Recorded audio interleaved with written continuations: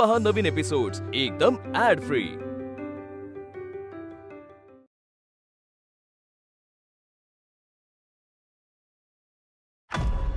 शरू काय होते तुला? शरू उठ ना रे, उठ ना माझा राजा, उठ ना रे माझ्या बाळा, प्लीज उठ ना रे शरू। हे शरू माझ्याशी बोल ना रे शरू। हे तू गंमत करतो ना माझी, मला माहिती आहे। तुझ्या वाढदिवसाच्या दिवशी मी नाही का ॲम्ब्युलन्स मधून आलो होतो, तशीच तू आत्ता गंमत करतेस ना माझी। ए राजा, ए बाळा उठ ना रे, असं काय करतो रे? मी तुझ्याशिवाय कसं जगू सांग ना मला। आई गेली त्याच्यानंतर मी स्वतःला सावरलं ना, हा आता तू असं काय करतो? माझ्या जीवाला का घोर लावतेस का तू? ऐक ना, ऐक, ए आपण मुंबईला जाऊया का? हा आपण मुंबईला जाऊया, हा तुला नानासोबत ना आपण घेऊन जाऊयात ना, तुझा हट्ट मी पूर्ण करेन। ओ बरं झालं तुम्ही आलात। हे बघा ना, ती बेशुद्ध पडली। मी बघते, एक मिनिट प्लीज प्लीज प्लीज, तिला औषधाची खूप गरज आहे। थांबा थांबा एक मिनिट, मला बघू द्या आधी। बघा ना प्लीज प्लीज प्लीज, लवकर लवकर लवकर, ती बेशुद्ध पडली। हो हो ती बेशुद्धच आहे, बरोबर आहे तुमचं। मी ॲम्ब्युलन्सला बोलू का? तुम्ही शांत राहा जरा। तुम्ही एक मिनिट, मी डॉक्टरांना विचारून हे इंजेक्शन आणलेलं आहे, बरं वाटणार आहे तिला, तिला शुद्ध येईल। Please please.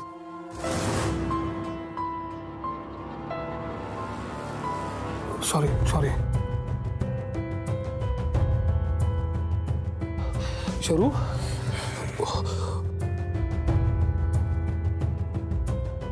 शरू बरं वाटेल ना तुला? शरू मामा हाँ हो हाय ये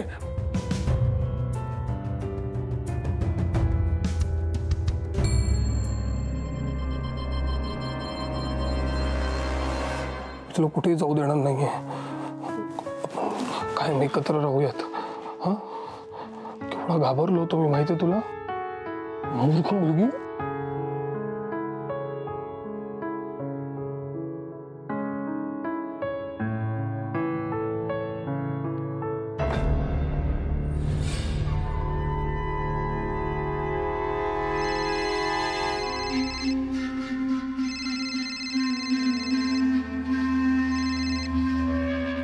हॅलो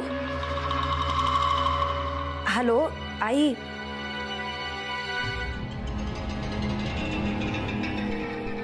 हॅलो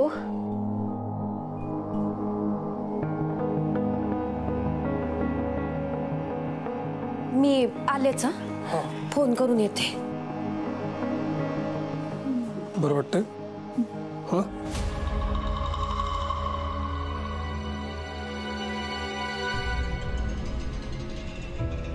हाय बोला।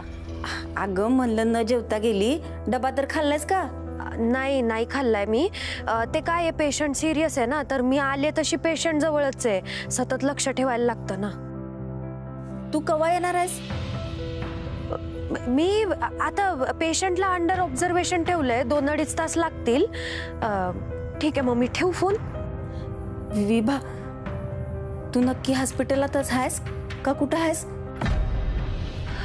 आई असं काय विचारताय, मी हॉस्पिटलमध्येच आहे आणि मी इकडचं काम झालं की येतेच आहे, म्हणजे भोईर सोडतील ना मला। पर लवकर ये, रात्री जास्त उशीर करू नकोस। होय, इकडचं काम संपलं की मी येतेच लगेच। हा ठेवू फोन? काळजी घे।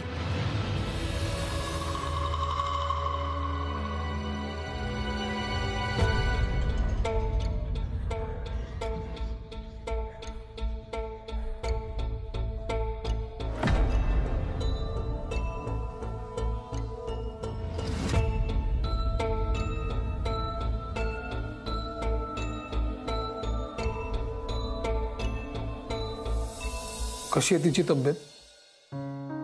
बरी आता, डॉक्टरांनी सांगितलेली औषधं दिली आहेत मी तिला, झोपली आहे ती आता।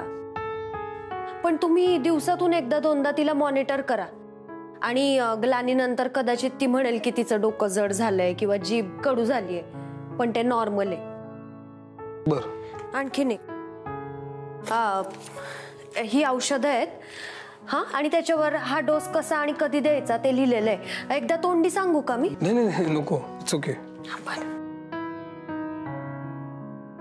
Actually sorry. मी म्हणजे असं एकदम पॅनिक झालो ना मगाशी. ॲक्च्युली तुम्ही माझ्या एका फोन कॉलवरती आलात तर तुम्हाला मी आधीच थँक्यू म्हणायला पाहिजे होतं, पण हे तिला असं काही झालं की मला असं काही कळत नाही. मग मी ठीक आहे महाजन, एवढं सगळं सांगायची काहीच गरज नाहीये. तुमचा शर्वरीवर किती जीव आहे हे काय मला माहित नाही का? आणि तुम्ही पहिल्यांदा पॅनिक थोडीच नव्हताय, मला अंदाज आहेच त्याचा. मी नाही का? शर्वरी बरी आहे आता, तुम्ही नका काळजी करू. मी प्रॉमिस करतो मी फार पॅनिक होणार नाही. हे तिला जेवायला काय देऊ, म्हणजे काही असं पथ्य पाणी वगैरे काय?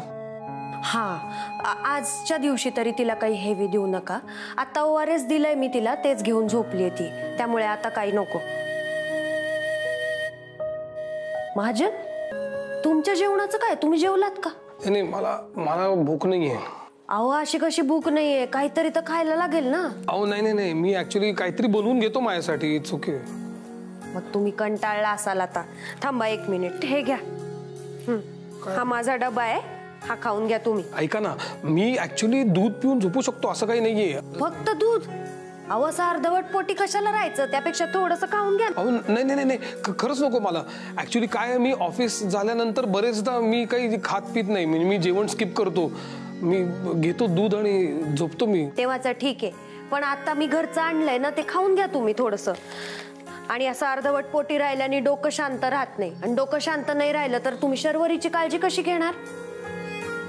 खाऊन घ्या, थोडंसं घ्या.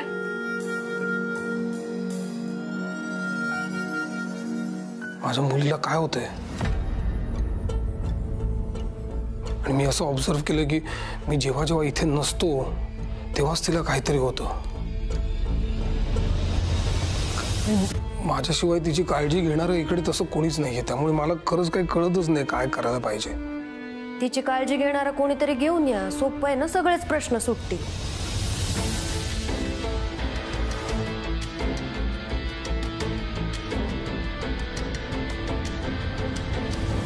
बरं ते जाऊ दे, तुम्ही जेवून घ्या आधी. चला घ्या पटकन, खाऊन घ्या. अहो पण मी हे तुमचा डबा खातोय बरं दिसतं का? तुम्ही पण घ्या ना. अहो नाही, मी घरी जाऊन जेवेन व्यवस्थित. तुम्ही घरी जाणार आहे? शर्वरी स्टेबल होईपर्यंत थांबते, 1-2 तासात स्टेबल होईल ती, मग मी घरी जाईन.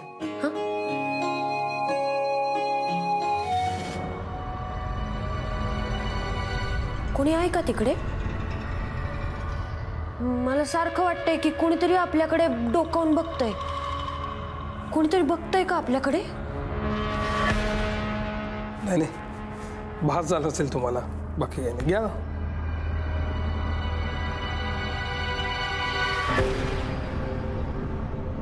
शशा चल येतो. हा भेटू द्या.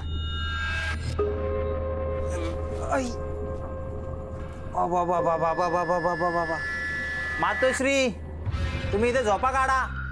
तिथे गावभर बोबाटा होतोय. काय झालं रे? हा, झालं का तुझं सुरू आल्या? असला बोबाटा काय बडबड करतोयस? त्या बीबीची वाट बघतीस ना तू, तुझी लाडाची सून. काय रे, सारखं तिला येता जाता बडबड करत असतोयस? बघितलंस ना, आज तुझ्या पुढे फोन आलता, कशी त्या पेशंटसाठी न जेवता गेली ती. तेच सांगतोय मी, गेली ती. वाट नको बघू तिची. हा, ते काय तशीच राहणार आहे का तिकडं? म्हणजे आता कसं, ती पेशंटला भरवणार, मग पेशंट तिला भरवणार. हा, तुझ्या काय जिबाला हाड आहे का नाही? कुठून बी यायचं तिच्या नावानं खडं फोडायचं. घोड्या काय तर लाज बाळग, तिच्या विषयी असं बोलतोयस होय तू? अरे घरच्या आबरूची काय फिकीर आहे का नाही तुला? आता रे, ही तुझी जी घरची आबरू आहे ना, ही बिबा, हीच तिच्या स्वतःच्या हाताने पिळून वेशीला टांगणार आहे, लक्षात ठेव. ग बस, माझा फोन झालाय, हॉस्पिटलला आहे ती. लय शहाणी तू. हा, म्हणजे चोराला फोन करून विचारायचं चोरी कुठे केली. ती बिबा सांगणार, तू विश्वास ठेवणार होय का? आणि काय दिवे लावलेत ना, तू चल उद्या तुला दाखवतो दिवसा ढवळ्या. आणि ते बघून आहे ना, तुझ्या डोळ्याला ग्रहण लागेल, ग्रहण. जा जाऊन झोप, उद्या लय त्रास सहन करायचा. बापरे, बराच वेळ झालाय. मी जरा शर्वरीला बघून येते एकदा, आणि बरी असेल तर मी निघते. काय झालं? कोणतरी नक्कीच आहे तिकडे. काय? तिकडे आहे कोणीतरी. अहो काहीतरी काय बोलताय तुम्ही? कुठे? थांबा. इकडे. महाजन, हा, याच खोलीच्या दिशेनं आवाज आला होता. इथे असणार कोणतरी. ही एवढीशी खोली बघताय तुम्ही, इथे कोण आहे? बघा, कोण नाहीये. जरा दिवा लावता का? मी बघतोय कुठे तो बोर्ड. मला ना 2 वेळा जाणवलं. तुम्ही पण आवाज ऐकलात ना? हो, आवाज मी ऐकला. हा हा, बघा इकडे आहे ते yes button. Yes yes yes.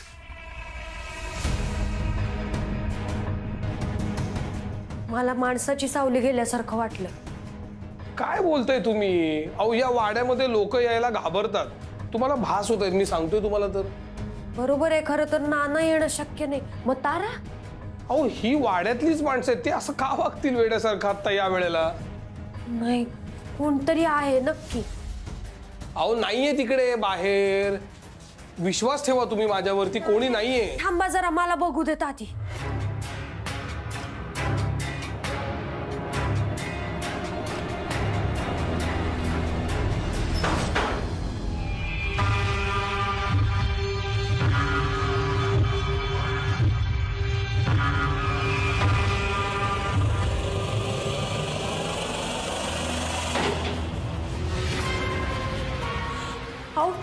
दरवाजा खिडक्या कसं काय लागतायत? तुमच्या लक्षात येत नाहीये का? असं आपोआप कसं काय लागतंय? हो, तुम्ही काळजी करू नका. खूप जोराचा वारा आला की हे असं लॉक होतं, काही प्रॉब्लेम नाही. मी उघडतो. जरा खेचा खेचा, जरा जोरात खेच. खेचतोय.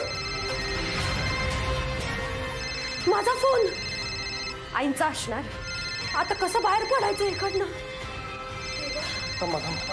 मी बघतो. तारा! तारा! तारा! तारा! तारा! तारा! किनाऱ्यावरची माणसं समुद्रात जाऊ शकत नाहीत, आणि होळीतली माणसं किनाऱ्यावर येऊ शकत नाहीत. ते नुसते डुलत राहते चंद्रविलासच्या तालावर. आता जोपर्यंत चंद्रविलास सांगत नाही तोपर्यंत ते दोघं काही बाहेर निघत नसते.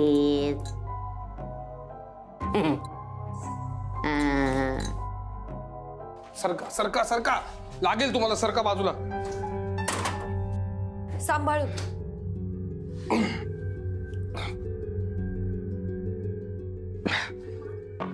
तारा! तारा! कोणी आहे का बाहेर? कसं जाणार होता आता आपण बाहेर? ही खिडकी उघड. हो, मी प्रयत्न करतोय. थांबा तुम्ही. तारा, ही तारा पण दरवेळेला कुठे जाते ना मला कळतच नाही. आता अशा वेळेला तिने असलं पाहिजे ना.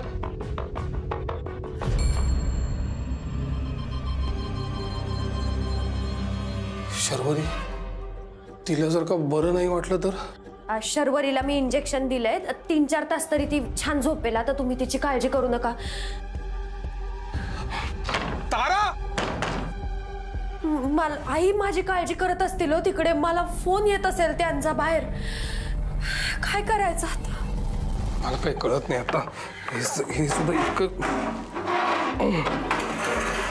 मी उघडून बघू काय? नाही नाही, थांबा थांबा थांबा. काय झालं? लागलं का? नाही नाही नाही, it's okay it's okay it's okay. Tara! टिटॅनसचं इंजेक्शन घ्यावं लागेल कदाचित. अहो बाहेर गेल्यानंतरच टिटॅनसचं इंजेक्शन घेता येईल ना आपल्याला. काय बोलताय तुम्ही? तारा!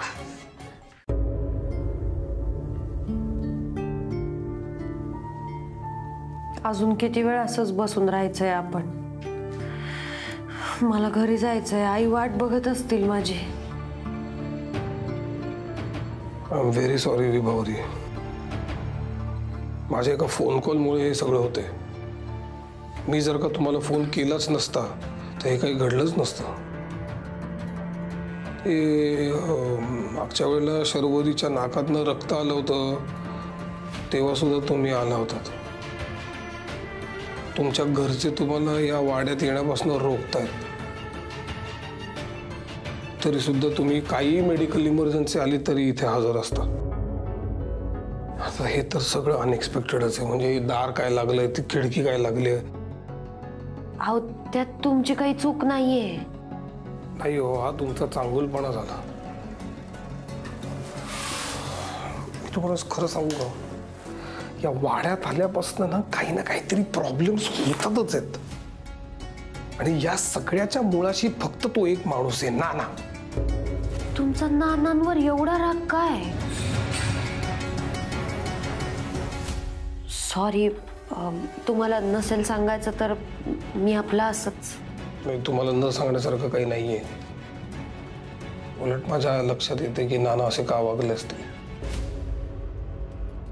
ज्या काही गोष्टी झाल्या आहेत या वाड्यामध्ये ते इथे आल्यानंतरच झाल्यात. नाना खूप विचित्र वागायला लागले. आधी या वाड्यात येण्याच्या अगोदर प्रेमाने वागायचे ते.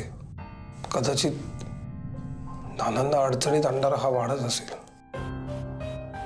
इथे आल्यानंतर ते खूप सारे बरे झाले. म्हणजे आमचं कुटुंब आहे ना, त्या कुटुंबावरच लक्षच उडालं त्यांचं. त्यांच्यात विचारात हरवलेले असायचे. मला अजूनही ऐकू येतं, वाड्यात आल्यानंतर नानांची आणि आईची खूप भांडणं व्हायला लागली. तेव्हापासून ते आईशी खूपच वाईट वागायचे. नंदशी म्हणजे माझ्या बहिणीशी तर ते धड बोलायचंही नाही. तो माझ्यावरही सतत चिडलेले असायचे. एक नवरा, बाप आणि माणूस म्हणून नाना कमी पडले. या वाड्याने जणू काही चारही बाजूंनी त्यांना असं घेरलेलं होतं. असं आम्ही त्यांना किती अडवायचा प्रयत्न केला, किती समजवण्याचा प्रयत्न केला, सगळ्याच्या पलीकडे गेले होते ते. त्याचा परिणाम आमच्या कुटुंबावरती झालाच.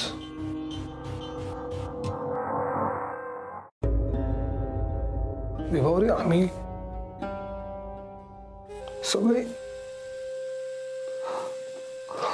सगळे एकमेकांपासून तुटलो आणि नानांना याची जाणीव सुद्धा नव्हती. म्हणूनच मी या वाड्यापासून दूर गेलो ठरवून. माझ्या बाबतीत जे काय घडलं ना, ते माझ्या मुलीच्या बाबतीत, शरूच्या बाबतीत कधीच घडू नये. त्यासाठी मी शरूला माझ्या भूतकाळाबद्दल, या वाड्याबद्दल, बोलगावाबद्दल, चंद्रविलासबद्दल कधी काही सांगितलं नाही.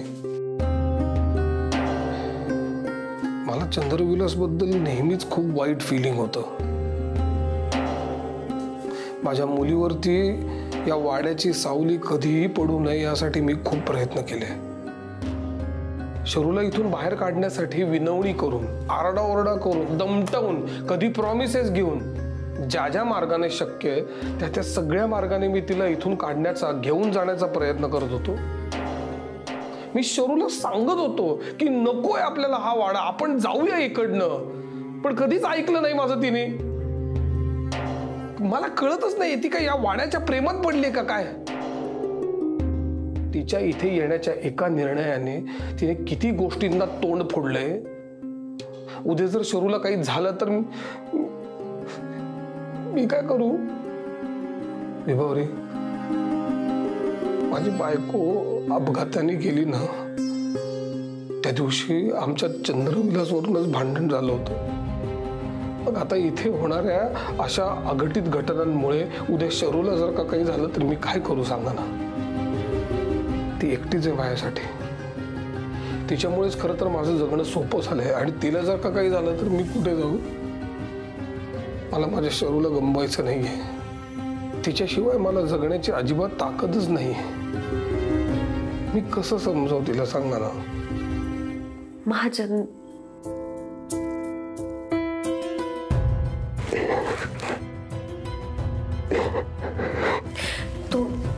तुम्ही शांत व्हा. अहो तुम्ही सांभाळा स्वतःला. शांत व्हा तुम्ही.